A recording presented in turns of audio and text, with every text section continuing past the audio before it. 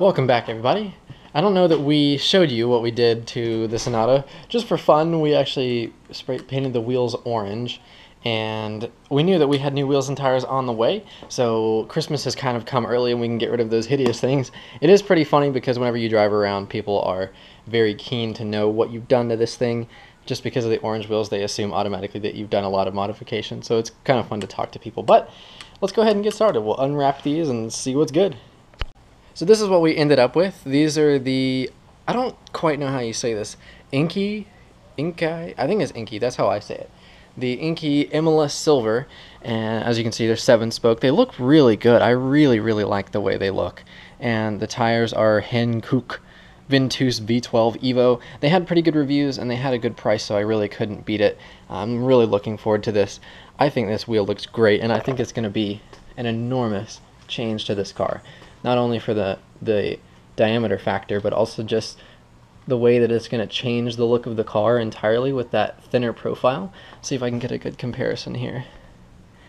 That doesn't really give it justice because you don't get to see the change in size really. They are a fair bit bigger. They're going to fill out the wheel wells, so that's going to be different. And then with the coilovers, we're not going to have much room, I'm noticing, between that strut up there and the wheel. So that will be interesting. I hate putting tires on. Because it's heavy? No, because I always mess up lining them up.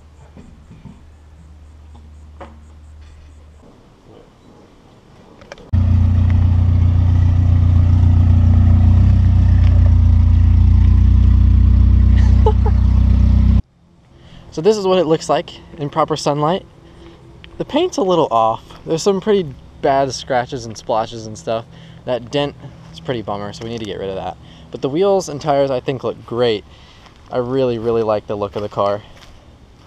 Kind of gives it a whole new feel because you got the bigger 17s to fill out the wheel wells a bit more, and then the tires just look so much nicer. One of my favorite things is actually the tread pattern on them.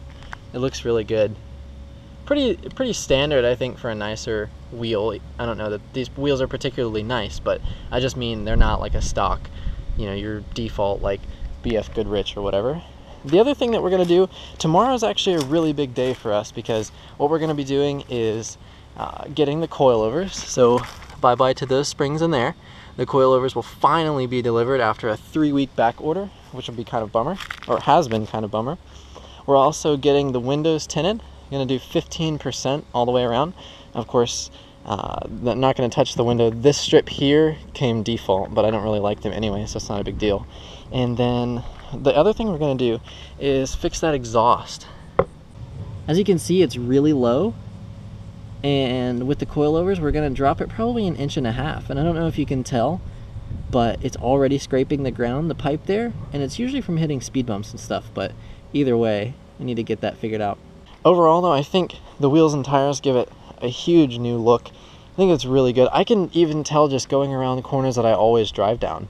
Not necessarily even in this car, but in my Jetta too. Like, it just feels so much kind of grippier. I know that sounds probably lame, but or cliche, but it really is true. It gives you a lot more confidence in the car. Like, I think I could take it around some corners that I would never be able to, or go through like the traffic circles and stuff here much faster than I was previously.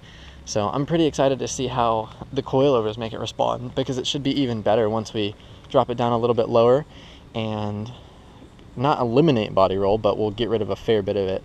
And then of course the tint is going to make the car look completely different. I'm excited for that. Otherwise, I don't think I showed you guys that my seatbelt actually broke.